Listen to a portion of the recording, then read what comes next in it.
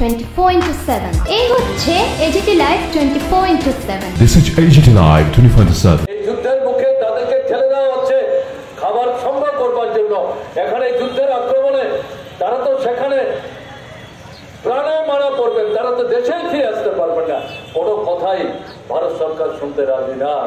তার পরবর্তী সময় যেটা দেখা যাচ্ছে যে ভারত সরকারের তরফ থেকে ইসরায়েলের সাথে যে আমদানি রপ্তানি বাণিজ্য বন্ধ হয়নি, এখন বিরুদ্ধে প্রতিবাদে সোচ্চার হওয়ার চেষ্টা করছে। এবং আপনাদের কাছে যেটা আমাদের কমরেড গোস্বামী বলবার চেষ্টা করেছেন, বিশেষ করে গত 2-3 মাস যাবৎ আমরা যেটা লক্ষ্য করছি, পৃথিবীর দেশে দেশে বিশেষ করে ছাত্ররা, যুবকরা এবং যারা বুদ্ধিজীবী অংশের মানুষ, তারা তাদের নিজেদের দেশে নিজেদের রাষ্ট্রে প্রতিবাদ করছেন। ইউএনের প্রতিষ্ঠান যেখানে আছেন তার সামনে গিয়ে দাবি জানাচ্ছেন। বিশেষ করে মার্কিন সাম্রাজ্যবাদের যেখানে অফিস আছে সেখানে গিয়ে তাকে চিহ্নিত করে তার বিরুদ্ধে তারা প্রতিবাদে সোচ্চার হচ্ছেন। আমেরিকাতে প্রতিবাদ হচ্ছে, ইসরায়েলে প্রতিবাদ হচ্ছে। ইসরায়েল আক্রমণ করছে প্যালেস্টাইনকে, ইসরায়েলের জনগণ ইসরায়েলের সরকারের বিরুদ্ধে প্রতিবাদ করে বলছেন এই যুদ্ধ বন্ধ করো, আমরা এই যুদ্ধ চাই না, আমরা শান্তি চাই, এই দাবি তারা করছেন। এই পরিস্থিতিতে আমরা ভারত সরকারকে প্রথম থেকে দাবি করে আসছি, ইসরায়েলকে সমর্থন করার, প্যালেস্টাইনকে ধ্বংস করার এই যে সর্বনাশা নীতি নিয়ে চলছেন, এই নীতি পরিহার করুন। আমাদের স্বাধীনতার পর থেকে যে দৃষ্টিভঙ্গি নিয়ে, জোট নিরপেক্ষতার যে দৃষ্টিভঙ্গি নিয়ে আমরা অগ্রসর হওয়ার চেষ্টা করছি, তার ভিত্তিতে দাঁড়িয়ে প্যালেস্টাইনকে যে আমরা সমর্থন করছি, ইসরায়েল আলাদা রাষ্ট্র, প্যালেস্টাইন আলাদা রাষ্ট্র, 2 রাষ্ট্র স্বাধীন সত্তা নিয়ে চলবে, এতে আমাদের কোনো আপত্তি নাই।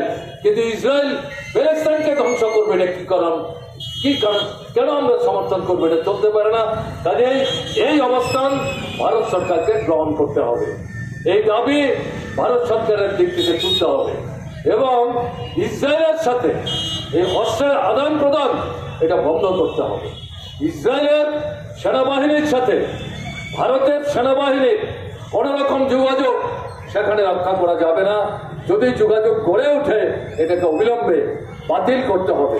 সঙ্গে সঙ্গে যে দাবি আমরা করছি, ইসরায়েল যাতে স্বাধীন, প্যালেস্টাইন যাতে স্বাধীন সত্তা নিয়ে তার যে সার্বভৌমত্ব এটাকে রক্ষা করে তারা তাদের রাষ্ট্রকে গড়ে তুলতে পারে, এই দাবিতে ইউএনএতে ভারত সরকারের প্রতিনিধিকে সোচ্চার হতে হবে, মার্কিন সাম্রাজ্যবাদের বিরুদ্ধে সোচ্চার হতে হবে। এই দাবি আমরা এখন উত্থাপন করার চেষ্টা করছি। জন্য আগ্রহ দেখায়নি, এমনকি ইসরায়েলের যে নেতৃত্ব, রাজনৈতিক নেতৃত্ব, তাদেরকেও ভারত রাষ্ট্রে আমন্ত্রণ জানাবার কোন রকম আগ্রহ তারা দেখাননি।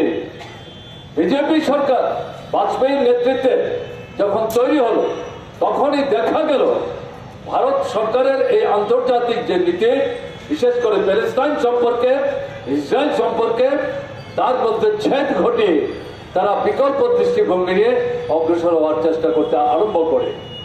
আদওয়ানি ভারত রাষ্ট্রের তৎকালীন স্বরাষ্ট্রমন্ত্রী, পরবর্তী সময়ে তিনি উপপ্রধানমন্ত্রী হয়েছিলেন। তিনি প্রথম ভারত সরকারের পক্ষ থেকে ইসরায়েল পরিদর্শনে গিয়েছিলেন এবং শুধু ইসরায়েল পরিদর্শনে যাননি, তিনি সেখানে ইসরায়েল সরকারের সাথে আলোচনা করে বাণিজ্যিক সম্পর্ক, আদান প্রদান, এমনকি অস্ত্র কেনা বেচা, আমদানি রপ্তানি, এই চুক্তি ইত্যাদি তারা সংগঠিত করে। এর বিরুদ্ধে ভারতবর্ষের গণতান্ত্রিক মানুষ, দেশপ্রেমিক মানুষ প্রতিবাদে সেই সময়ও গর্জে উঠেছিলেন। বাজপেয়ী সরকারের যাওয়ার পর নতুন যে সরকার তৈরি হলো ডক্টর মনমোহন সিং এর নেতৃত্বে, সেই সরকার আমাদের উৎপাদনের যে অবস্থান, সে অবস্থান থেকে প্যালেস্টাইনকে সমর্থন করে যাচ্ছিল। কিন্তু নরেন্দ্র মোদীর নেতৃত্বে যখন সরকার আসলো, তখন দেখা গেল নরেন্দ্র মোদী ভারতবর্ষের প্রথম প্রধানমন্ত্রী স্বাধীনতার পর, তিনি সশরীরে এই ইসরায়েল পরিদর্শনে যান, সেই সরকারের সাথে বসে কথাবার্তা বলেন। আদওয়ানির সময়ে যে চুক্তি ইত্যাদি সম্পাদিত হয়েছিল, এই চুক্তিকে সচল করেন, সক্রিয় করে তোলেন এবং অস্ত্রাদি আমদানি রপ্তানি ব্যবসা বাণিজ্য ইত্যাদি সম্পর্কিত প্রশ্নে নূতন নূতন চুক্তি সেখানে সংগঠিত করেন এবং ভারত রাষ্ট্রে প্রশাসনের উচ্চতর পর্যায়ের যারা তাদেরকে ইসরায়েলে পাঠাতে শুরু করেন এবং ইসরায়েলের যে রাজনৈতিক নেতৃত্ব রাষ্ট্রের নেতৃত্ব তাদেরকে এই মোদী সরকার আমরা আমন্ত্রণ করে আমাদের দেশের অতিথি হিসাবে তারা নিয়ে আসার ক্ষেত্রে গুরুত্বপূর্ণ নির্লজ্জের মতো ভূমিকা তারা গ্রহণ করতে শুরু করেন। এই যে গাজার উপর যে আক্রমণ শুরু হলো গত নভেম্বর থেকে, সেই আক্রমণের পর দেখা গেল আমেরিকার মতোই আমাদের দেশের বর্তমান সরকার সেখানে হামাসের বিরুদ্ধে তারা সেখানে তাদের ক্ষোভ তাদের বিক্ষোভ তারা সেখানে প্রকাশ করলেন এবং ইসরায়েল হামাসের এই আক্রমণের প্রতিবাদে যে বর্বরচিত আক্রমণ সংগঠিত করে চলেছে তাকেই নৈতিকভাবে সমর্থন জানাবার ব্যবস্থা করলেন। হামাস যে আক্রমণ ইসরায়েলের কোন একটা শহরে সংগঠিত করেছিল এটা করতে তারা বাধ্য হয়েছিলেন। ইসরায়েলের যে বর্বরচিত আক্রমণ বছরের পর বছর ধরে চলছে, ইউএনও তাদের উপর যে আবেদন বারবার করছেন যুদ্ধ বন্ধ করো, আফগানিস্তানের উপর প্যালেস্টাইনের উপর আক্রমণ বন্ধ করো, তাদের স্বাধীন রাষ্ট্রের যে সত্তা তাকে সম্মান করো, মর্যাদা দাও, তোমাদের যে ইসরায়েল রাষ্ট্র তোমাদের যে স্বাধীন সত্তা তাকে আমরা মর্যাদা দিচ্ছি। এই দ্বিরাষ্ট্রিক দৃষ্টিভঙ্গি নিয়ে দুটো যে রাষ্ট্র তৈরি হয়েছে দুটো রাষ্ট্রের স্বতন্ত্রভাবে তাদের স্বাধীনতা তারা ভোগ করো কিনা আমরা চাই। তোমরা ইসরায়েল কেন এই প্যালেস্টাইনের উপর আক্রমণ সংগঠিত করছো? এবং ইউএনও এই যে হামাস আক্রমণ সংগঠিত করেছিল তাদের উপর এই মুহুর্মুহ আক্রমণের প্রতিবাদে সত্যের সীমা যখন ছাড়িয়ে যাচ্ছিল, তাদের পিঠ যখন দেয়ালে ঠেকে গেছিল, কিন্তু তারপরেও এই যে আক্রমণ তাকে কিন্তু ইউএনও সমর্থন করেনি, তাকে সমালোচনা করেছে, করেও ইসরায়েলকে বলেছে তোমরা যা করছো এটা চলতে পারে না, এটা বন্ধ করো। দেশের পররাষ্ট্র দপ্তরের একজন মুখপাত্র সারা ভারতবর্ষের কোণে কোণে যখন এই ইসরায়েলের আক্রমণের বিরুদ্ধে ভারতবর্ষের মানুষ সোচ্চার, পৃথিবীর দেশে দেশে মানুষ এই ইসরায়েলের আক্রমণের বিরুদ্ধে সোচ্চার, বিশেষ করে জাফনার যে সাম্প্রতিক অতীতের যে আক্রমণ তাতে করে মানুষ যেভাবে ফুসছেন, এই প্রেক্ষাপটে দাঁড়িয়ে ভারত সরকার শেষ মুহূর্তে বুঝতে পারছেন যে তারা আন্তর্জাতিক পরিসরে এবং ভারতবর্ষের মধ্যে বিচ্ছিন্ন হয়ে পড়ছেন। আমরা জানি না কালকে সর্বশেষ নির্বাচনের দফা 56টা আসনে ভোট হবে, এমনিতে আওয়াজ উঠেছে এই সরকার আর ফিরে আসতে পারবে না।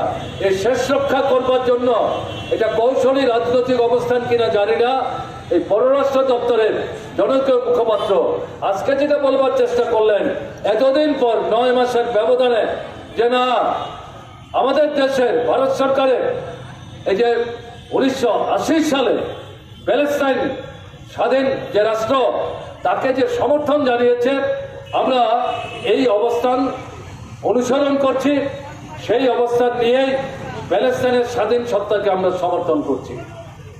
এতটুকু কথা তারা বলেছেন এবং বলছেন এই জাফনাতে যে আক্রমণ হলো বলছেন এটার জন্য অনেকটা না বলতে পারার মতো সারা পৃথিবী যে প্রতিবাদ এর পরিপ্রেক্ষিতে উঠাসা হয়ে তারা বলবার চেষ্টা করছেন না জাফনায় যে আক্রমণটা হলো এই আক্রমণটা কোনো মতেই সমর্থন করা যায় না, এটা বন্ধ হওয়া দরকার। কিন্তু আমরা বলছি এই দুই কথা বললে তো চলবে না, সোচ্চারভাবে প্যালেস্টাইনের স্বাতন্ত্র্য এবং ইসরায়েলের যে স্বাতন্ত্র্য এই দুটোই তারা যার যার মতো করে রক্ষা করুক এবং ইসরায়েলের সঙ্গে আমাদের ভারত রাষ্ট্রের সমস্ত রকম যুদ্ধাস্ত্র আদান প্রদান, ব্যবসা বাণিজ্যের আদান প্রদান, আমদানি রপ্তানি এগুলো বন্ধ করতে হবে। রাজনৈতিক যে সম্পর্ক ইসরায়েলের সাথে ভারতের সেটা বন্ধ করতে হবে। স্বাধীন সত্তা নিয়ে আমরা আন্তর্জাতিক পরিসরে জোট নিরপেক্ষতার যে নীতি নিয়ে অগ্রসর হচ্ছিলাম সেই নীতি নিয়ে আমরা অগ্রসর হতে চাই এবং সেই দৃষ্টিভঙ্গি থেকে ভারত সরকারের উপর আমরা চাপ সৃষ্টি করতে চাই। আজকের এই পথসভায় দাঁড়িয়ে আমরা এই দাবি আবার তুলতে চাই। এই দুই লাইনে কথা বলে শেষ করলে চলবে না। এটাকে বাস্তবায়িত করবার জন্য আন্তর্জাতিক পরিসরে ভারত সরকারের প্রতিনিধিকে আরো সক্রিয় ভূমিকা গ্রহণ করতে হবে। এই দাবি আমরা আজকের এই পথসভায় দাঁড়িয়ে সোচ্চার হচ্ছি এবং জাতীয় স্তরেও আজকে যে সংগঠনের আহ্বানে আমরা এখানে মিছিল করে এই পথসভায় মিলিত হয়েছি, এই সংগঠনও এই দাবিগুলি উত্থাপন করছে। আমাদের ধারণা পৃথিবীর দেশে দেশে একই দাবি। বিভিন্ন রাষ্ট্রের নাগরিকরা এই ইসরায়েলের এই যে জনবিরোধী অমানবিক আক্রমণ এবং মার্কিন সাম্রাজ্যবাদের মদতপুষ্ট হয়ে এর বিরুদ্ধে তারাও প্রায় সমমনোভাবাপন্ন দৃষ্টি নিয়ে এই কথাগুলি তারা বলবার চেষ্টা করছেন। কাজে এদিক থেকে আমরা আজকে এই পথসভায় দাঁড়িয়ে এই কথাগুলো আবার নতুন করে আমরা এখানে উল্লেখ করতে চাই।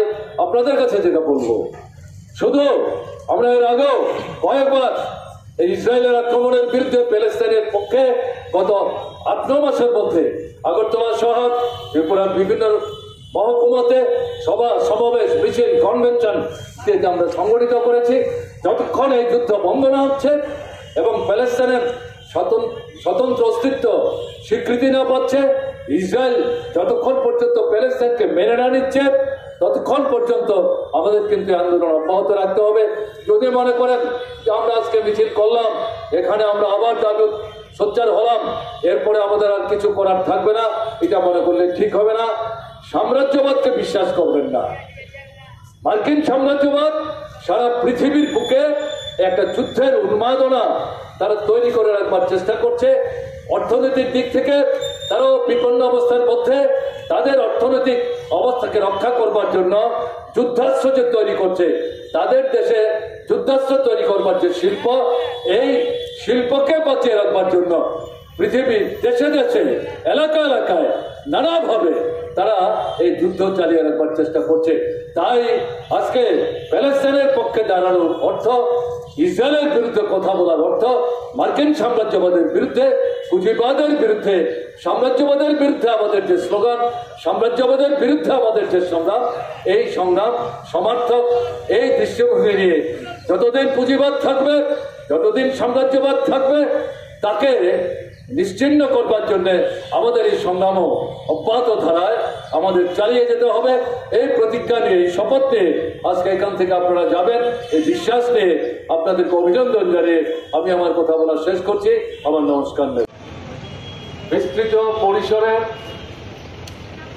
ইসরায়েল এবং প্যালেস্টাইনের মধ্যে যে ঘটনা চলছে সে সম্পর্কে আপনাদের সামনে উপস্থিত করেছে। আমি খুব সংক্ষেপে 2-3টি বিষয় আপনাদের দৃষ্টিতে আনবার চেষ্টা করব। ইন্টারন্যাশনাল কোর্ট অফ জাস্টিস তারা কিছুদিন আগে সিদ্ধান্ত নিয়েছে ইসরায়েলের বিরুদ্ধে সতর্কতা জারি করে তারা ইসরায়েলকে নির্দেশ দিয়েছিলেন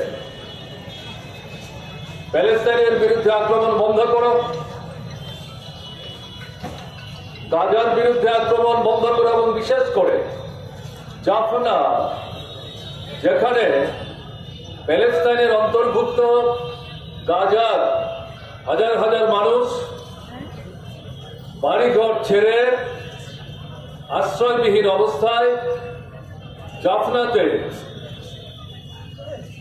অরক্ষিত তাৎক্ষণিক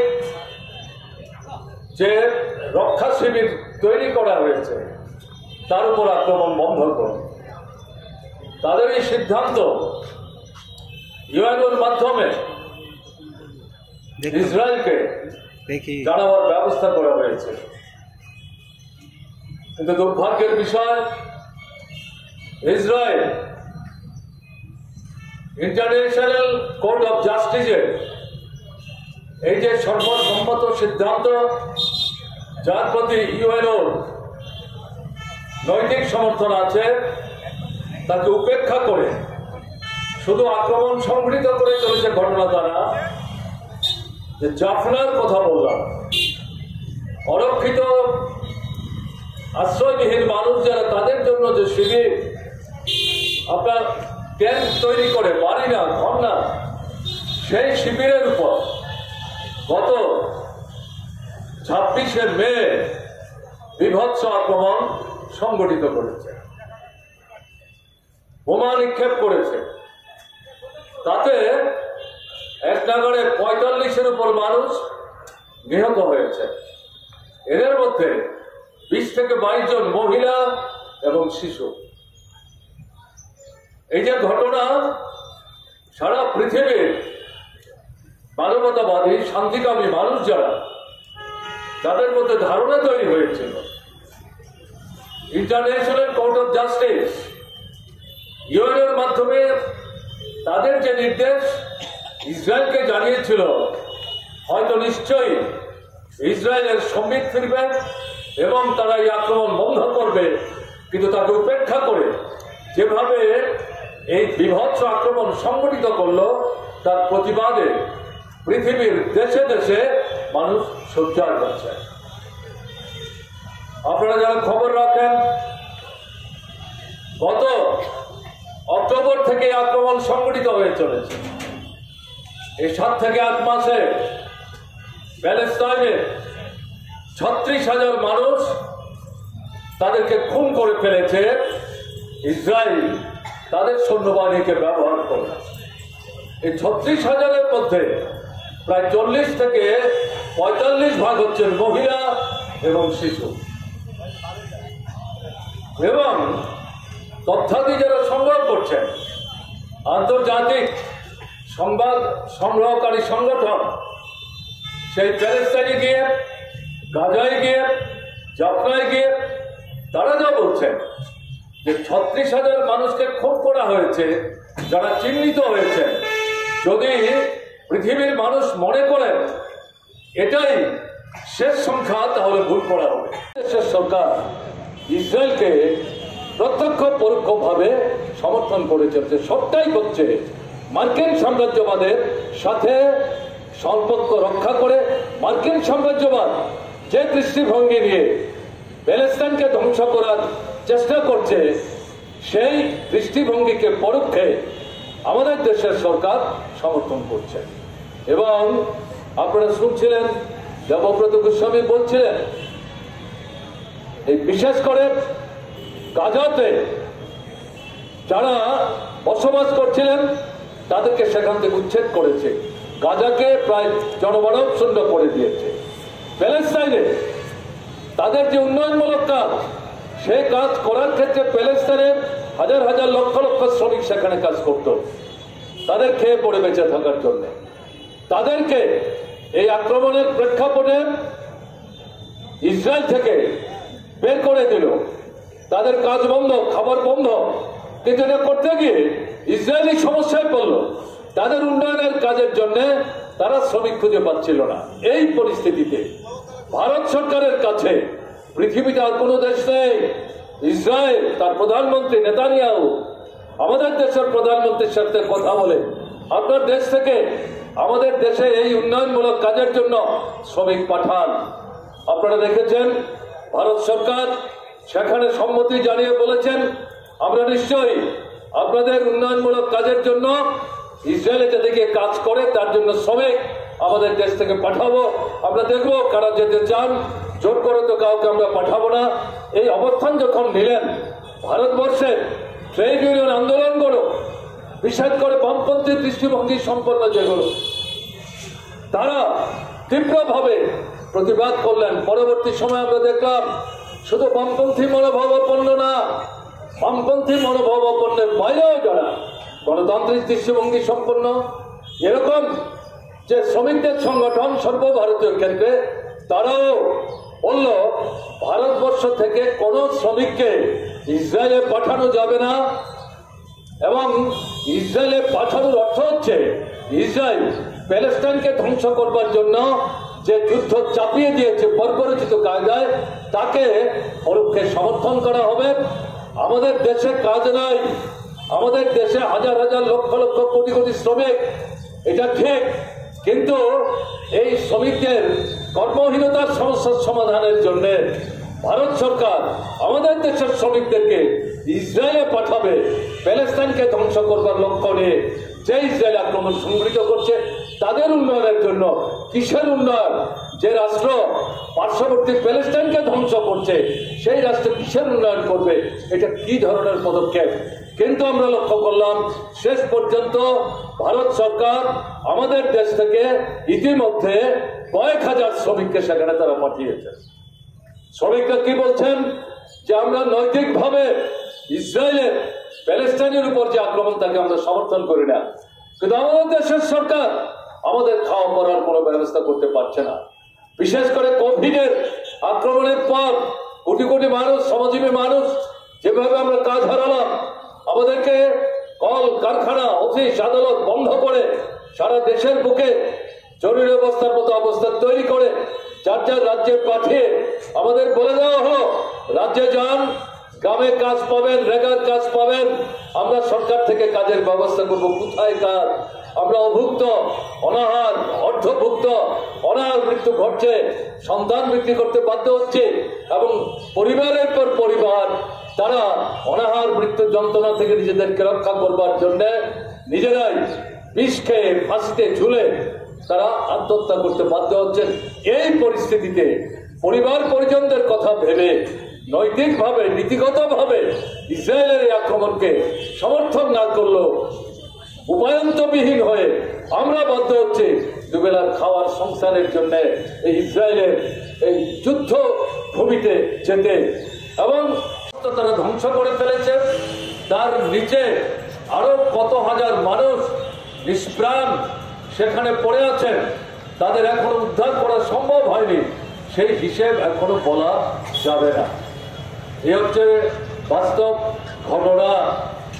এর আগেও ইউএনওর পক্ষ থেকে এই যুদ্ধ বন্ধ করবার জন্য, এই আক্রমণ বন্ধ করবার জন্য বারবার ইসরায়েলের দৃষ্টি আকর্ষণ করা হচ্ছিল, কিন্তু ইসরায়েল কারোর কথা শুনতে রাজি না। ইসরায়েল এই যে অবস্থান গ্রহণ করতে পারছে তার মূলে মার্কিন সাম্রাজ্যবাদের মদত, মার্কিন সাম্রাজ্যবাদের মদত পুষ্ট হয়ে তাদের অস্ত্রে সজ্জিত হয়ে ইসরায়েল এই বর্বরচিত আক্রমণ সংঘটিত করে চলেছে। না হলে পর ইসরায়েল তার একক শক্তির উপর ভিত্তি করে এভাবে প্যালেস্টাইনকে ধ্বংস করে ফেলার লক্ষ্য নিয়ে গাজাকে যেভাবে মনুষ্যবিহীন করে দেওয়ার একটা অঞ্চলে পরিণত করে ইসরায়েলের এলাকা গাজা পর্যন্ত সম্প্রসারিত করার যে দুঃস্বপ্ন নিয়ে তারা অগ্রসর হচ্ছে, সেই কাজে তারা অগ্রসর হওয়ার সাহস দেখাতে পারত না।